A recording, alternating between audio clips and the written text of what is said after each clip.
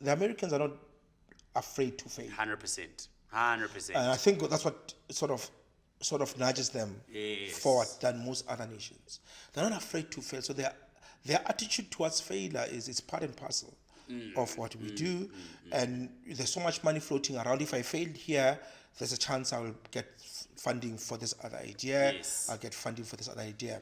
Now you mentioned Africa. Africa still has stigmatized failure. Yes. Right. We still laugh at people who have failed.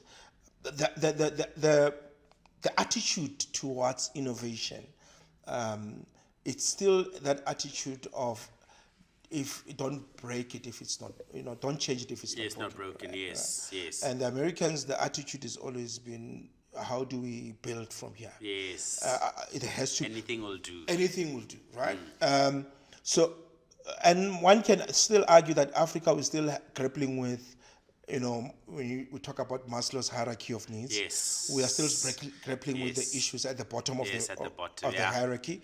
And you can argue that America, Silicon Valley... But that's not an excuse because China got out. No, of course. But remember, China, their first focus was, let's take people out of poverty, right? And how do we do that? We take people out of poverty through industrialization. Okay, yeah. Right, manufacturing, mass manufacturing, and supplying to the rest of the world, right? And when it comes to innovation, we'll copy and paste what the Americans. Yeah, until we get to a point where we can then say, now we can take the risk and innovate.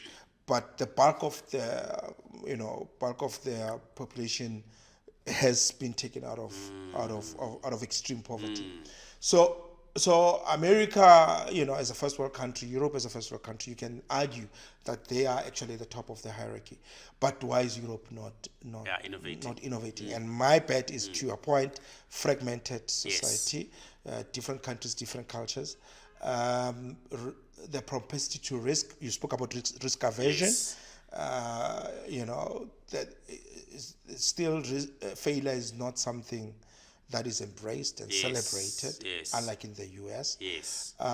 Investment in STEM, research and development, it's something that also you can argue that they have not really, they are still lagging behind if you were to compare other societies.